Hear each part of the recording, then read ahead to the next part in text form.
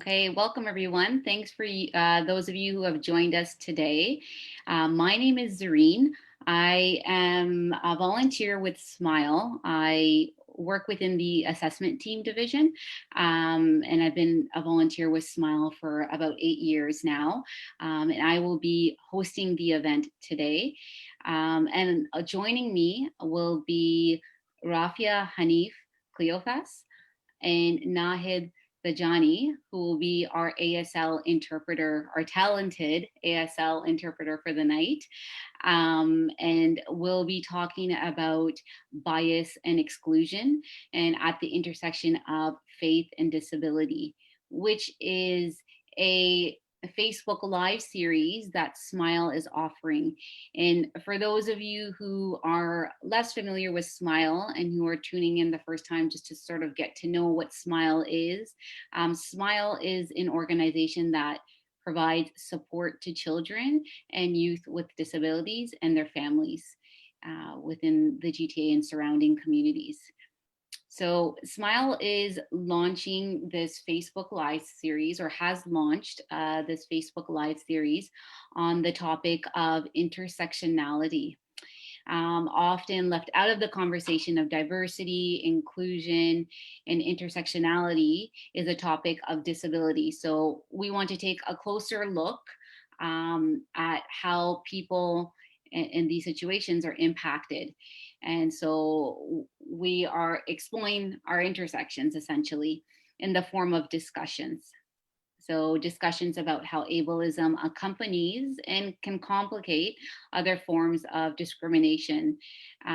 So we're looking at different people, women, children, and our goal with this series is to help make the voices of people with disabilities central in these conversations on inclusion and social justice. And that's why we asked Rafia to join us today, and she'll be speaking with us and answering some questions we have from her perspective, her lens, and we thank her for joining us today. So what I will start off is just, I'll speak a little to sort of your long list of accomplishments, Rafia, and then I'll have you tell a bit more about yourself. So Rafia is a founding member of the Ethno-Racial People with Disabilities Coalition of Ontario. And also a founding member of the Canadian Association of Muslims with Disabilities and the Canadian Alliance on Race and Disability. And currently also acts as a program manager at Deen Support Services. So you have quite a few things on the go there, Rafia, but thank you for joining us. Would you mind speaking a bit more to your background and sort of what motivated you to get into the work that you're doing? Okay. Bismillah, alhamdulillah, wassalatu wassalamu ala rasulillah wa ala alihi wa sahbihi wa man wala. Assalamu alaikum. Thank you very much for having us here, for inviting me here today. I appreciate that, and think it's very important that the voices of people with disabilities who have the lived experience are being, expressed and are being voiced. And it's very important that we come in that context. And I also want to say, just set up the context of the presentation today. One is the philosophy of, we hear this all the time, nothing about us without us. And what exactly does that mean? It means that when issues around people with disabilities are mentioned, or in this case, Muslims with disabilities are mentioned, that we are in the forefront. We are involved. It's led by us. We are the ones who have the knowledge and the expertise about the issues that really affect us. And I also want to frame disability in a context that it is understood from the social constraints of disability. And it's the environment that causes a person to lose their ability to function independently in society, rather than coming from a charity model. And so once the person is accommodated, inshallah, it would give them that independence. Excellent points. Yeah. So in terms of my history or my journey, where it started, I was born in Guyana, and I was about 11 months old when there was an outbreak in Guyana for polio outbreak. And I contracted polio at that time, and it leave me with the not being able to walk nor not being able to use my left arm. And it was quite a struggle because but Alhamdulillah, I was one of those people who survived. There were many children who died during that time. My family and I migrated to Canada in the 80s. And when we came to Canada, that was when I furthered my education. I went to night school. I did my certificate in human resources. I went on to start working in human resources with the city of Toronto and other government offices. And I got certified as an human resources professional. I then started to do a lot of activism work within the disability community, raising issues around racialized people with disabilities. And what motivated me to do this work is because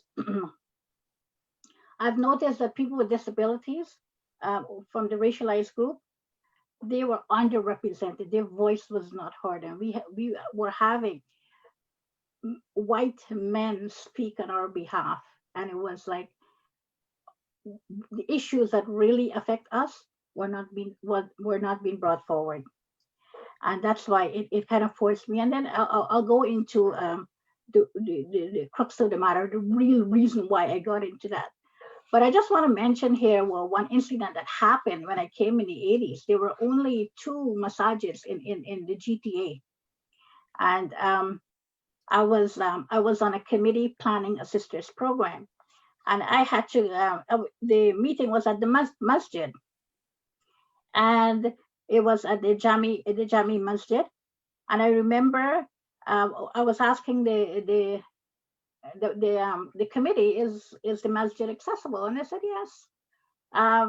It's okay. We'll help you. Just a few stairs. We'll help you get in. No problem. So with Wheel-Trans got me there really early. And when I got there, subhanallah, there were like 6 stairs going up into the masjid. And I'm like, how am I going to get in here? But alhamdulillah, the driver was very, very helpful. And he helped. At that time, I had a manual wheelchair, and he pulled me up the stairs. I went inside the masjid, and I saw a brother there, and I asked him, where's the sisters section? He goes, oh, the sisters section is upstairs. And I'm like, okay, so where's the elevator? I'm sorry, sister, we don't have any elevators. And I'm like, oh my God. So now my sister was with me, so we went towards the stairs. And this was not any kind of stairs. This stair was very long and very steep. But I was determined to get to that meeting. I traveled so far. I was early. I had a lot of time before Wheel-Trans could pick me up back. So I decided to come off of my wheelchair and crawl up those stairs. And it took every ounce of my energy and my body to get up, because once you get up too, you're falling back because it's so steep. Right. And my sister was there, and she was like supporting me, pushing me up till I reached up to the stairs, till I reached up to the top. It was very, very difficult, and I exerted my body just to get up into that meeting. The point I want to make here is that true inclusion is ensuring that people with disabilities get the accommodation and the accessibility they need to participate. Because inclusion has a broader meaning than integration. It recognizes that being in the community is not enough, and that people desire to be active members of the community. And as my dear friend and disability advocate Sandra Carpenter, who is no longer with us, said, integration plus accommodation equals inclusion. So even though the planning committee had, they had a good intention of having people with disability participate. The other piece is to ensure that there's a necessary accessibility and accommodation in ensuring that they can fully participate in society.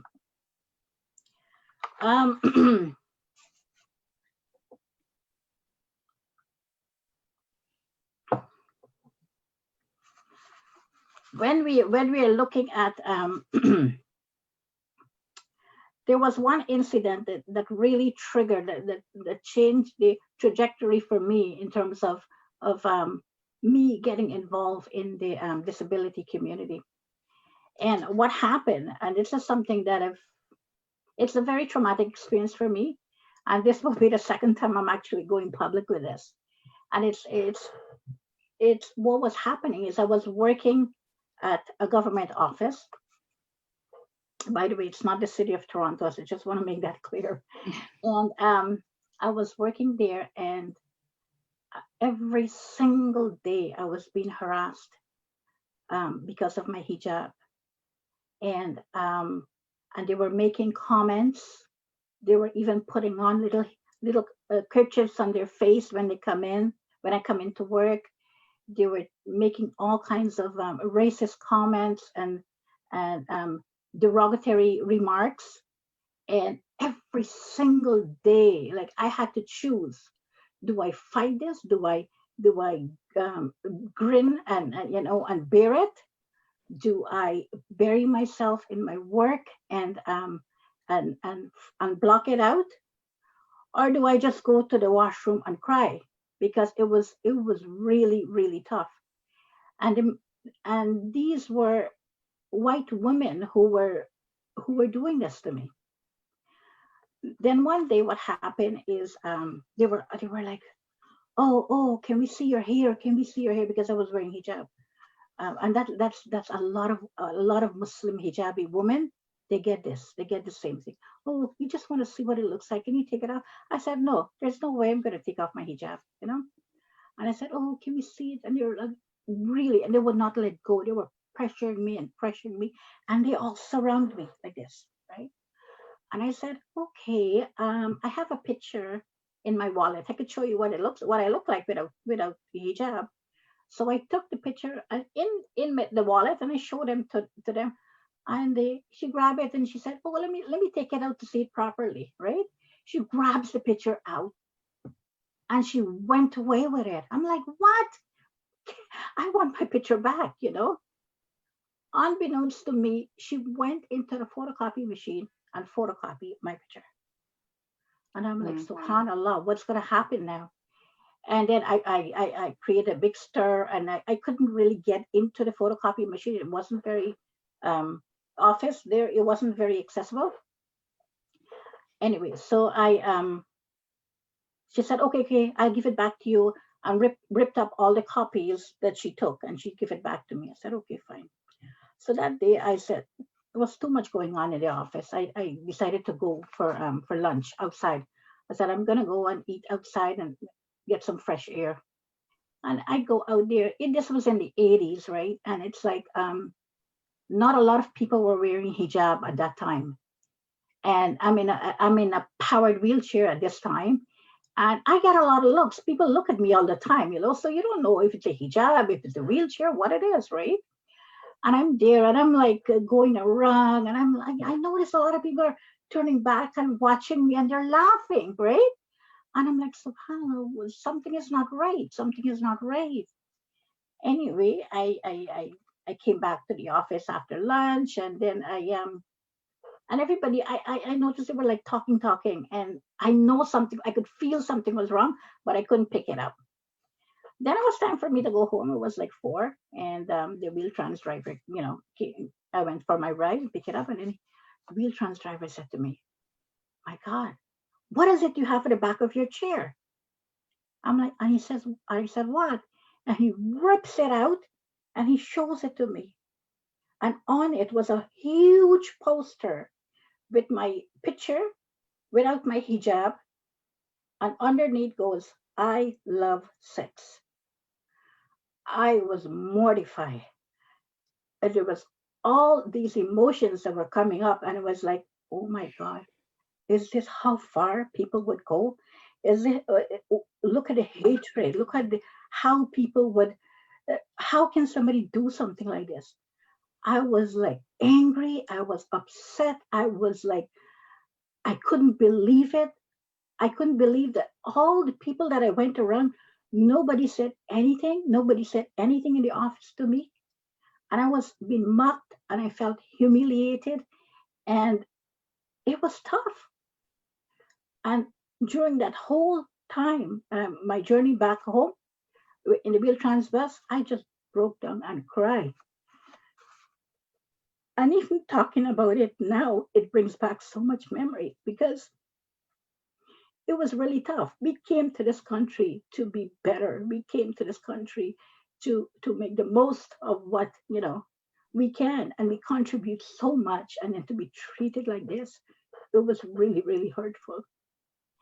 That night, I went home, and my mom, she could sense that something was wrong, but I couldn't bring myself. I was too ashamed to tell her what happened. I was really ashamed. But that night, I did. I made dua to Allah, and I asked Allah. I said, Ya Allah, give me the skills and the abilities to make a difference, like to change this, and that nobody should ever go through this pain and being humiliated like this. And and that is why I started ERDCO, or the ethno-racial people with disability. I think that was the night that ERDCO was conceived, the whole idea of ERDCO being conceived. It was bringing together ethno-racial people with disabilities from different backgrounds, and ensure that our issues are being addressed, and issues of racism, issues of Islamophobia, issues of gender. So that was in the 80s. And look, today we're still talking about Islamophobia, and it happens so many times. I just want to take a minute to analyze this situation, this scenario that happened. Sure. And what we're looking at the layers, the different layers of oppression that a Muslim with a disability, Muslim woman with a disability would face. Number one is the whole issue around gendered Islamophobia, because this would not happen to a Muslim male, only to Muslim women, right? The mere fact of seeing a hijabi person without a hijab, it gives you the feeling of being naked, like you feel naked, because I'm so used to covering. Mm-hmm. The second thing is that they took advantage of my vulnerability as a person with a disability by sticking that poster at the back of my wheelchair. If it was a regular Muslim woman, if you put a sticker in her back, she would feel it. I could not feel the sticker, and it came behind for me and just stick it there, and without me knowing anything. And these were all women, who were doing that to me, white women. So there's a whole issue of superiority of race here, that one race is better than others, so we can do whatever we want with that person. So subhanallah, that really, really changed the course in terms of that I really wanted to work in this area. And I also met a good friend of mine who also experienced racism because of her religion and her race at her workplace. The two of us met up, and that's how we started ERDCO. So alhamdulillah, that was how this whole issue and getting me getting into activism all started. Right. Wow. I want to start off by thanking you for sharing such a personal. I know it's not easy to retell something like that, but I feel it's so powerful that will resonate with anyone who's been through something similar, who doesn't know what it's like, and now they know. So I think it's really important we hear those kind of stories, but then we see the individuals that come from these stories, right? Meaning the work that you've done this far. So I want to thank you for sharing that. That's extremely powerful. And that's an understatement, I feel. But, Yeah, for sure, for sure. And so shifting gears, and I think you touched a little bit about this as well, but thinking, so you were looking out sort of outside of the Muslim religion or the culture, but within Muslim communities, what are some of the attitudinal barriers that exist within our community towards Muslims with disabilities or disabled Muslims? Yeah. The first I would start with is with the homes, is within the homes, because parents and family members of people with disabilities, um, they happen to be very protective, and I can understand being Hmm. protective, but at the same time there's a balance between giving the child with a disability some independence so that they will be able to take some risk, get new opportunities, and get to learn and grow more. But some parents, they just you're not going anywhere, I'll do everything for you. If you're going to the gym, I'll go with you to the gym. If you're doing this, I'll go with you here. And that is a key lesson. Like, we need to let our parents know that, you know what, it's okay. A little by little your child would grow. What would happen if you pamper them into paralysis? What would happen when you die and gone? What's going to happen? They would not be able to survive. So children with disabilities need to learn these skills, and it is crucial that they get some sort of independence and some sort of um, um, what's the word I was looking for? Independence, and take risk as part of growing and growth. And one thing about attitudinal barriers, that is one of the most difficult barriers that people with disabilities face, because it's all about how people perceive you, right? And if people perceive you in a negative way, or in a demeaning way, or in a very bad light, that is how they're going to treat you. So that's crucial. That's so important that that we rectify this issue, or we work on this issue, we raise awareness around attitudinal barriers. Like, for example, issue around inferiority. People will think that a person who has a disability is inferior to one without a disability, or they feel like a second class citizen, and or they're not knowledgeable, and things like that. And it's once people are given the proper accommodation and the proper accessibility, they can flourish, and they can do so much in society. There's a whole issue around pity, right? People say, "Oh, a poor person with a disability." We One of the things that I in my role at Deen Support Services as a program manager is I run the peer support group, right? And I remember once one person was saying that when she went to the masjid, people were coming and touch her head and rub her like that for good luck. So it's like, subhanallah, the kinds of things that that people with disabilities have to put up with. Um, I remember once this whole issue about giving people with disability the independence to do to take risk and do different things. I remember when I was when my after my dad died, I thought to myself, what am I going to do if my mom died? What's going to happen to me? At that time, I was living at home with in an inaccessible home with my siblings and my mom. And I raised this up with one of my job coach, and he said, "Why don't you explore living independently?" And there is actually a program where you go to the Gage Transitional Living Center, where you live in a fully accessible apartment, and you learn life skills and be able to function. And it was just an amazing opportunity. But I'll tell you what the problem was. uh, there was when I said this to my mom, she's like, "No, no, no, you're not going to go live by yourself. You're not married. How can you do this? It's in this culture. You don't leave the house until you're married." And I was like, subhanallah. I try to, explain to her, and then she's talking to other people, and they're saying, no, no, no, that's a bad thing. It's a really bad thing to go out on your own and do this. No, no, no. But subhanallah, I was able to convince her, and other people in the community was also saying the same thing, right? So we need to change these perceptions and these attitudes what they have towards people with disabilities. Alhamdulillah, the program was amazing. I've learned, lots of new skills at that time, and I was able to transition from that apartment to a fully accessible apartment with attendant services.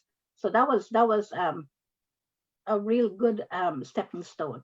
Once people change their attitudes, it helps the individual to grow. And there are all other attitudinal barriers in terms of people stereotype people with disabilities. For example, they said, oh, if someone is blind, they would make a good qari, or they, memorize the Quran and things like that. Or if someone is a paraplegic, how can they get married? That's another thing. And there are many paraplegic not who drive a car and is married and have kids. So these are all issues. And another big one is for people who have hidden disabilities, and that's been a real struggle, because for people with hidden disabilities, they are constantly worrying if I should tell people or not tell people, disclose whether they have a disability or not. And the reason is the stigma that is attached to mental health and other kinds of disability, whether it's epilepsy or post-traumatic stress, even heart conditions, things like that. I remember once at the masjid, it was in Ramadan, and they were doing iftar, and this woman, she's diabetic, and she was like, she really needed to have her iftar, like to eat in time. But she said, I'm ashamed to let people know, you know. And I said, no, you don't. You should let people know so that you get your food before you fall down, and things like that. And so it's this whole shame and this stigma that goes with it because of how people react to when you disclose that you have a disability. So those are some of the barriers and the attitudinal barriers that people with Muslim with disabilities face. And it's the same within the Muslim community and the same outside of the Muslim community. Yeah, great points. And I like how you touched upon this a bit before as well, looking at like it's the environments creating the barriers for these individuals, and not so, and in that is the attitudes within those environments, right?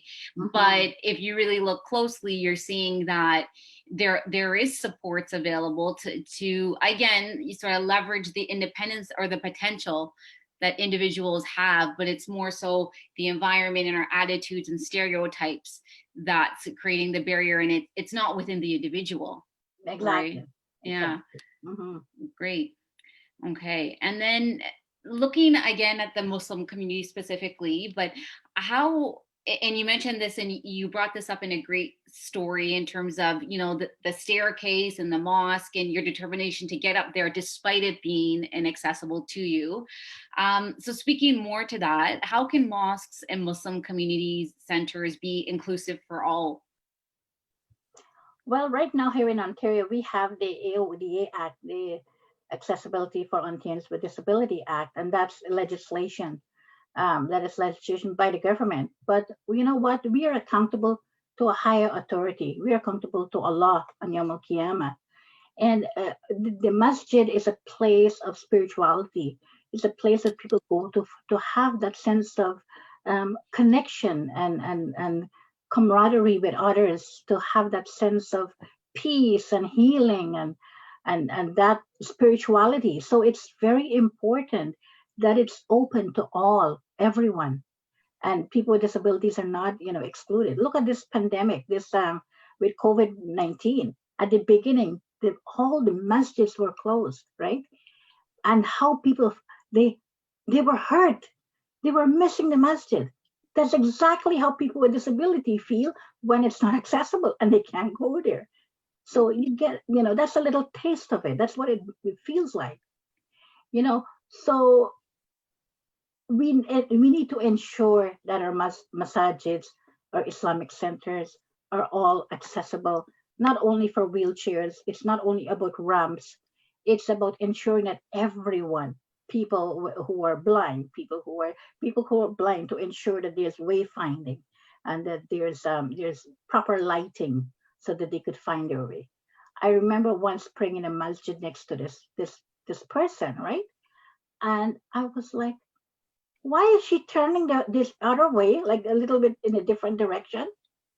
And I'm like, can she not figure this out? Like, why is she? We're already praying fine, and she's like, I found out that she was blind, and there was no one there to say, okay, come into the line and things like that.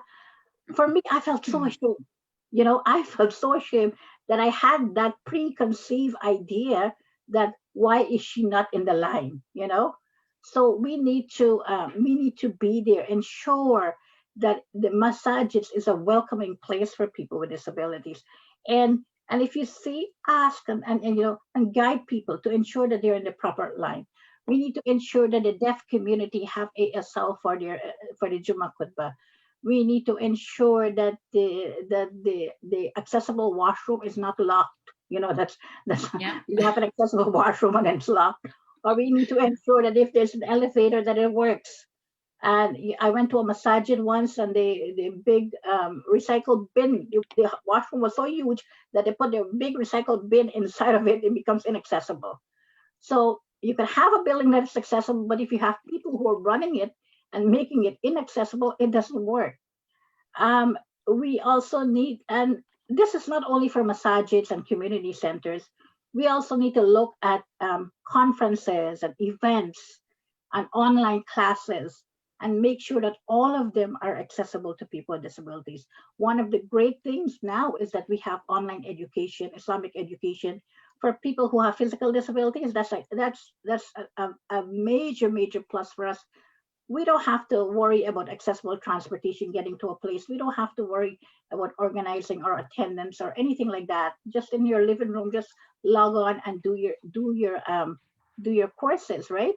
But is it accessible for people who are blind? Is it accessible to other people? Things like that. So we have to ensure that those things are also accessible and inclusive to people with disabilities. Um, One of the other things is that our imams need to ensure that the language, not only imams, but those leaders in the Muslim community and people in general need to ensure that they're using the right language when it comes to people with disabilities, right? Language is important because it empowers us. It's really, when we use the wrong language, it could put somebody down and it could demean people, and it sends a really bad message, right? So using the correct language is very important. Another thing is we need to have disability sensitive fatawa, right? When the imams give ruling, we have to ensure that they're disability sensitive. And let me explain. Like, for example, like recently, one of the programs that Deen Support Services ran was the Disability and Islam Global Conference on Disability and Islam. And in that program, I presented my thesis on disability and Islam and fiqh issues that related to disability jurisprudence issues, right? And there are many issues like that relate to people with disabilities. For example, one of the issues that they face is can can a female attendant look after a male person with a disability, right? Male female things. We know that there's a huge shortage of male attendants, right? And what do you do in a situation like that, right? And people would give some crazy fatwa. They give they told this attendant, right, that no, you should not be going to look after a man, and things like that. But we need to make sure that they understand, if there's no attendance available for him, then what would happen to him? He would not be able to get out of his bed. He would not get some, food, whatever. So we need to balance that. We need the imams need to understand the extent of the lived experience of people with disabilities. And the conference shed a lot of light on all these different aspects. One of the other things they shed light on was how when you have children with disabilities, right, and even children with developmental disabilities or intellectual disabilities, the parents always want to have that child get educated, just learn Quran and learn Islamic studies. That's in their heart. They want to do that. But many of these places, what do? They turn them away, And but although these children are not accountable because of their disability, they're not accountable to Allah for their actions. Um, Nothing is wrong. Like, they should not be exempt from learning Islam, learning the Quran, where the Quran is a healing and a source of healing for them. So these are important things. Another thing is the community and the masajids need excuse me, they need to set up advisory committees to ensure that people with disabilities are integrated with accommodation so that they could be fully included. Excuse me.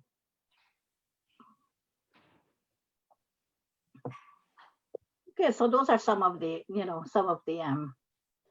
examples where the masajids and the Islamic Center and the community itself can really come together. One of the things that we've done in Deen Support Services is have the Khutbah campaign, where we've asked all the masajids on International Day for Persons with Disabilities, which is the I don't know which. It's in the first week in December, where we ask them to devote have their khutbah be done on disability issues, and so it's the whole issue about raising awareness so they could be more inclusive when they do these programs. Yes. Amazing. Yeah. And again, great points. I love how you talked about looking beyond the physical mosque, because pandemic times, where are we right now with all of this, right? It's all sort of remote and looking beyond the physical space and finding ways to connect that way with our religion or with our community, which is a really good point. And also looking at, talking about the imam's language as a model for the community in the way they frame their perspective or views towards these individuals is important because they're leaders within the community. But really great stuff. And also talking about the support, the reality of support services for people, the male-female ratio. I don't know if many people know about that unless they're in the situation themselves, right? So shedding some light on some really important issues. I want to just mention another thing. Sure. What happened with COVID? With COVID, many people with disabilities were just isolated in their homes. Yes. Yeah. And what happened on Eid Day? What happened?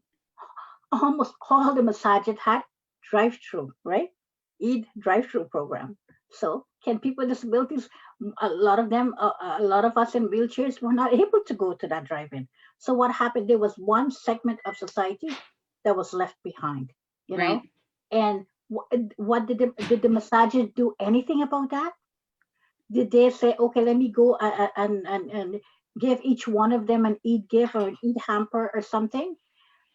I had this discussion amongst my peers, and it's like, you know what, we need to do something. And I was actually the one who brought it up with one of the Islamic centers, and yes, they did do something for the group, but I'm thinking about the other masajids, people with disabilities, and they're the afterthought, and that's one of the things that we're trying to do, that people with disabilities are not left behind, Absolutely. Yeah. And if you think about it with the pandemic as well, people have pivoted in different ways that they never did before because of this pandemic, a global pandemic. But these pivots for this community have yet to happen in a lot of ways, as you're pointing out, right?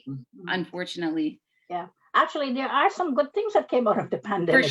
For sure. Yeah. And overnight, the world became accessible. If you know what I mean. Right. Yeah. Yeah. And when you had to beg and plead to work from home, and now it's you can work at home, no problem. Yeah. Yeah. So It just took a global pandemic, right? exactly, exactly. Yeah. Subhanallah. And then sort of again, your story that you shared probably was a very poignant example of this, but sort of looking at the next question, how does Islamophobia intersect with ableism in Canadian society?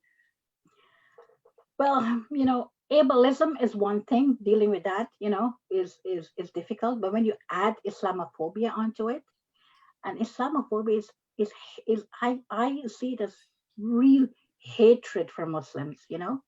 People react in such a way that is so hateful, right?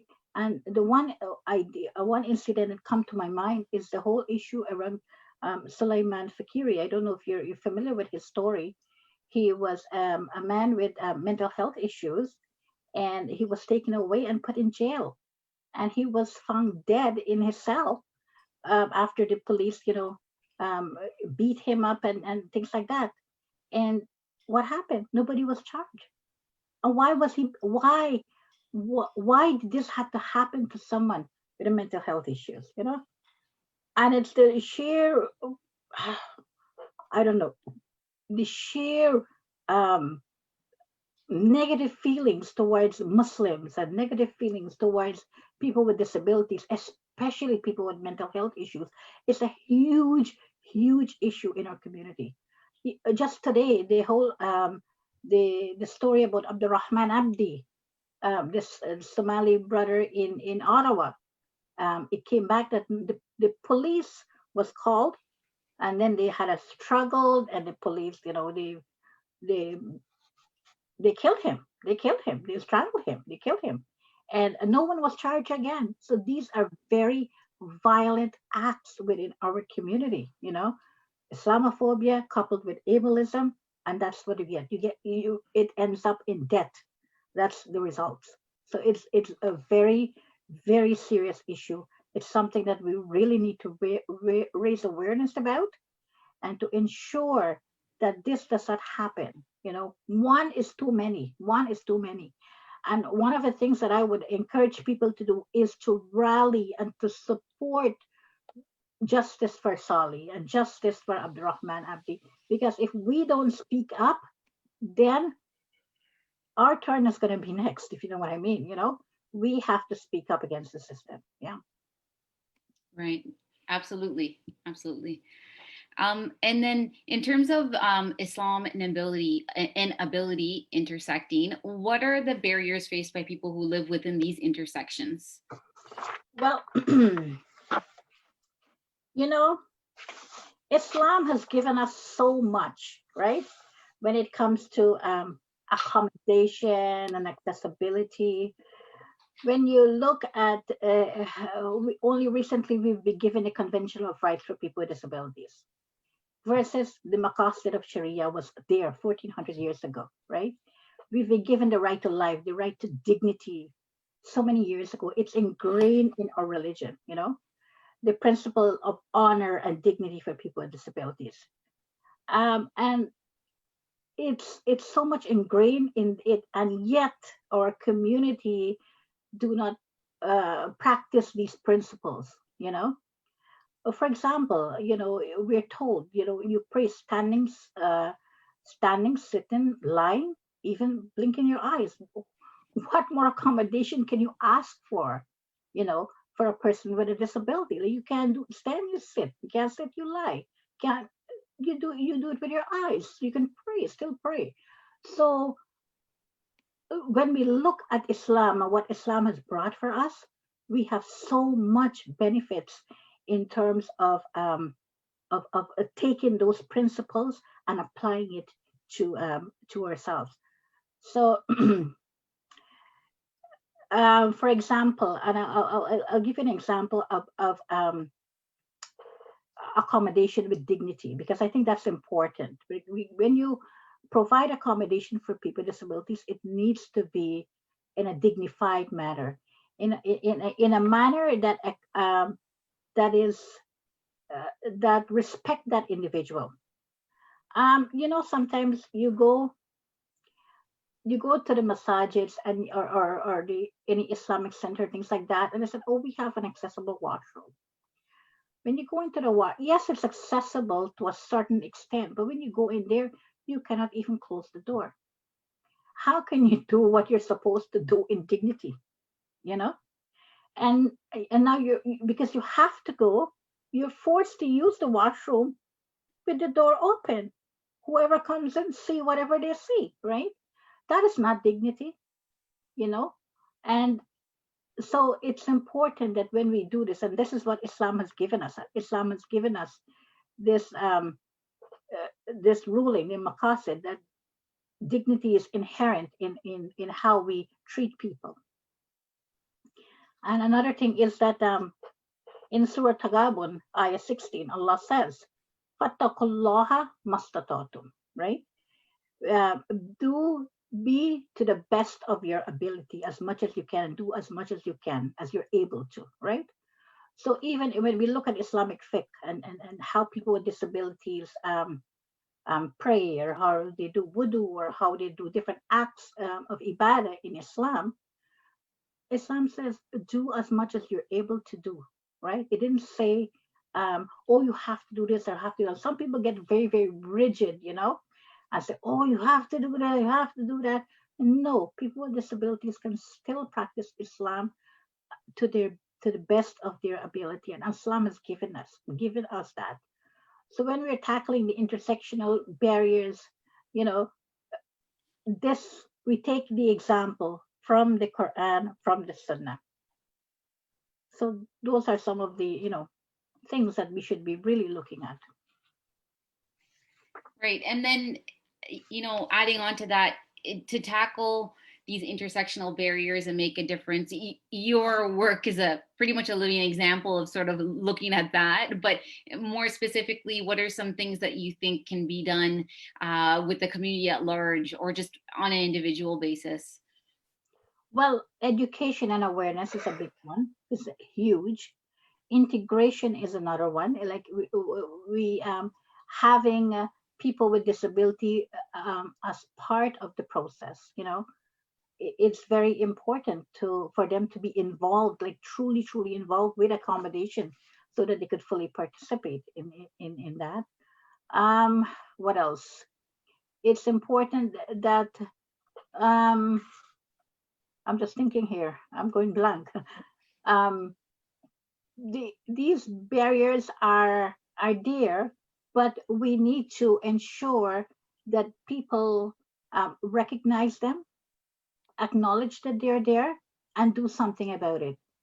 Our entire ummah has a responsibility.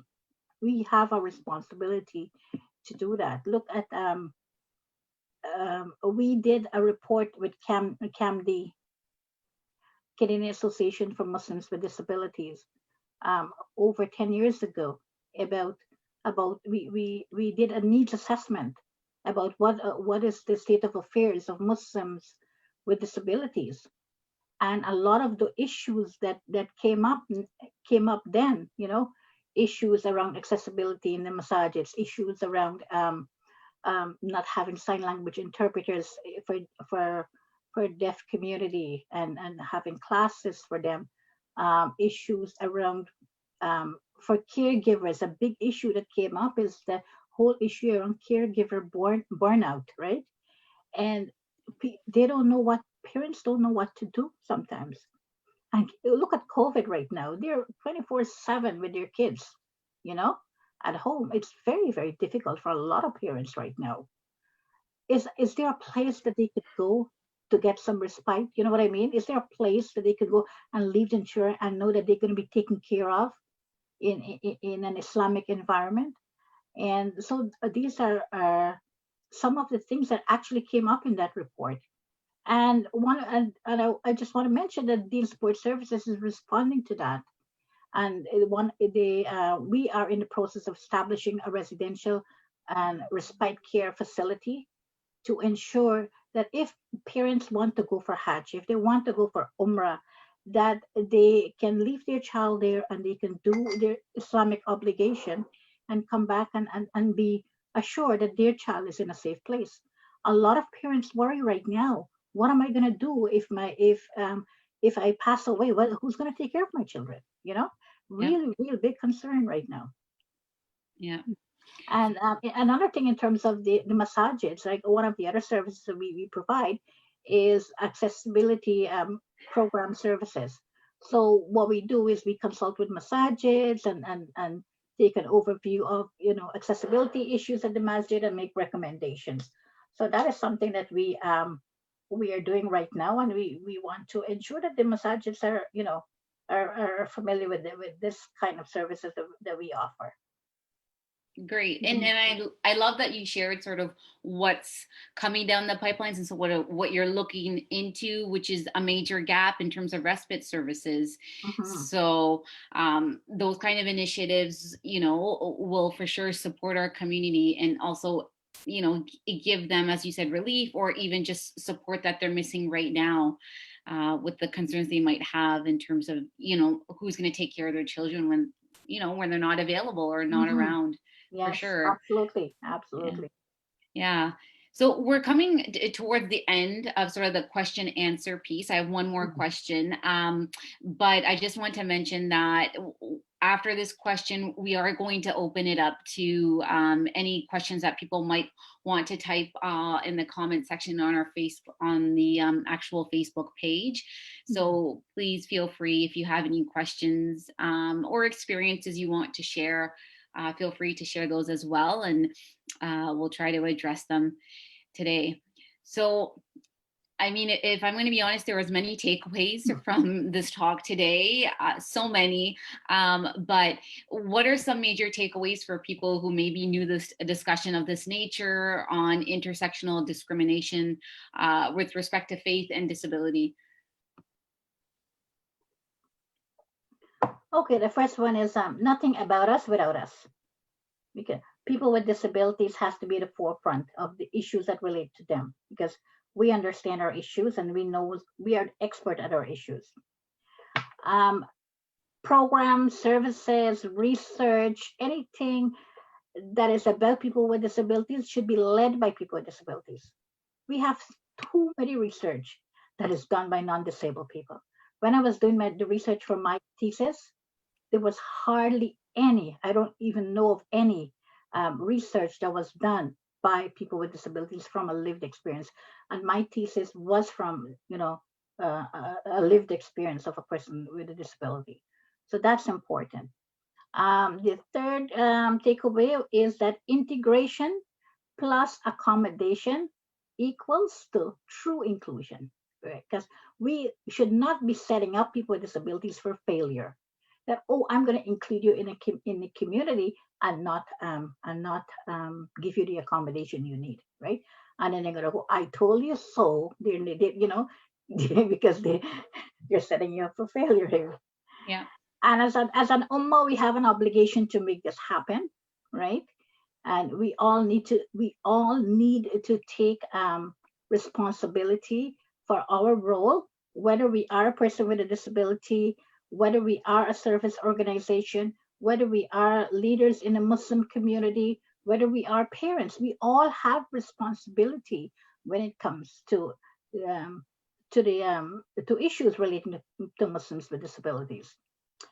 um, and when it comes to the AODA is one thing, but at the end of the day, Yom Al Kiyama, we have to report to a higher authority. We have to report to Allah. We have to, face Allah and says, why did we exclude Muslims with disabilities?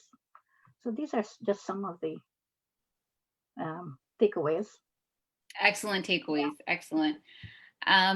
So I will open it up to some questions, and we have some that are that have come through. So I'll read it off, and if there's anything, Rafa, you want to add or speak to, feel free to. Mm. So this one says, this person currently works in a nonprofit that serves Canadians with physical and developmental disabilities. That's similar to what Rafa, you had mentioned, is majority run by white males, Caucasian males. So this also reflects the demographic we serve. And this person mentions that I and a few other colleagues recognize this issue. And the question is, how do we strategically begin a path towards engaging with and serving a huge segment of the population that we're currently missing? Thank you for the question. That's a very good question. Excuse me. And that's where outreach to those communities is important. We need to reach out because a lot of people do not know of the services that your organization provide. And it's basically going out there and getting the word out and letting people know that these what your services are, and if it means going into the different ethnic communities and do different media blitz within the ethnic media, things like that, putting out information in different languages. These are other ways of how you can reach to that community. Excellent. Yeah. And another question, and you spoke to this when you touched upon sort of the initiatives that you're a part of in terms of respite services, or just the bigger picture of, if a parent passes, how do they support their child or youth or adult with a disability? So this question is, what's going to happen if a parent or caregiver passes away? It's a big concern. And how do they as a parent secure their future for their child or for their for the youth or the adult? This has been an issue that's been raised since the beginning of Canadian Association of Muslims with Disabilities. This is one of the biggest concern that they have, and we've started that process. We had the Vision 2020, which was in this year, to have a residential respite care facility set up, but because of so many other reasons and raising the funds to ensure that it happens, it didn't happen as yet. We are looking for a place. We are just actually launching a Launch Good campaign right now, this week, Rasul Week in Launch Good, and that is to set up a house in Scarborough for people with developmental disabilities. So there is a residential component of it and ensure that people with developmental disabilities are being taken care of. Yes. Great. And this question actually relates to, again, sort of the other points that you've talked about, but maybe just summarizing again. But it asks, how can Muslim community in Islamic centers support SMILE and Deen Support Services to improve accessibility and inclusion? Well, it's important that we work in collaboration, right? Because what happens is that when we work together, we're stronger together, and more people benefit, that we amplify each other work, right? And that people with disabilities, like for example, we have an amazing accessibility program services, right? And specifically for the masajid, and I recently worked on it, and we're talking about having an accessible wudu area and things like that, and ensuring that it's truly accessible and it's done by people with disabilities, so it's truly going to be accessible. So we have that program. I invite the community to participate in that, and more information on that is available on our website, deensupportservices.ca. So yeah, that I say we just support each other to work on the common issues that we're facing. Absolutely. Absolutely. And so I don't know if there's any other questions. We are nearing the end of the hour. So I want to, and I'll sort of thank you right now, but if there's any questions that come through, we can see if we can fit them in. But I want to thank you so much, Rafia, for your time and the stories you shared, and the education you provided. I think was invaluable for so many people, and it opens up the discussion. It makes people think about things in a different way maybe they haven't thought about before, or it just hasn't come to mind. And I think, as you said, like, education is key, awareness is key. So hopefully this talk today did that for for people who are watching, and for people who might say that they watched this and then tell another person to watch it because they found, the discussion engaging, because I know I did for sure, based on some of the points that you had talked about and your lived experiences. So I want to thank you again. And I also want to thank you, Nahid, for interpreting for us today. Really appreciate that, and we appreciate you both joining us today for this discussion. And hopefully we can have the discussion. This is not the end of discussions of this nature, and it opens it up to many more discussions in this series, but even just going forward. I just want to say thank you for the opportunity to address these issues. These are very, very important issues within our Muslim community, and it's time that we, as a Muslim Ummah, act on it and do something about it. Absolutely, absolutely. Okay, so sorry. On that note, one last question, if we can squeeze it in here, Rafia. So it says, a thought from the audience. It says, and if you want to speak to this or add to it, but it says, to have accessible places, we need to have projects of inspection and implementation strategies in each center. What are your thoughts on that? Oh, absolutely, absolutely. And the process that we've set up at Deen Support Services is that we will have a consultation with the masajid. We would actually do a site visit and give some feedback and how they need to go about and implement accessibility to ensure that their facility is accessible. And another thing is that we would also help the masajids to access accessibility funding so that they can get the necessary funds to ensure that they provide accessibility. And that is something very, very important, because some of them don't even know or not even aware that there's funding available. And it's very important that it's people with disabilities who are providing that expertise, because when non-disabled people are providing that expertise, then you have to go back and make it accessible, because they don't really know, sometimes, what is accessible, so. Yeah, for sure, for sure. Okay, so I think that ends the question portion. And again, I want to thank you both for joining us today and making this happen. Again, I think this was a very important discussion to be had and to be shared. So I want to thank you again. And thank you to those who tuned in today. I just also want to mention that before we wrap up here, that Smile is running a Move for Smile campaign on November 20 to 22nd. So individuals can sign up as an individual, team, or family and help raise money that goes towards different programs within Smile, but also, different ways that we connect with the community and support the community. So you can visit our website, smilecan.org, /Move for Smile, and sign up.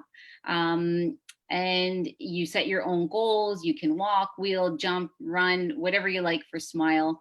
But if you'd like to be involved, definitely visit our website and check us out on Instagram. But thank you again, Rafia. Thank you. It was a pleasure. Yeah, definitely. And thank you, Nahid.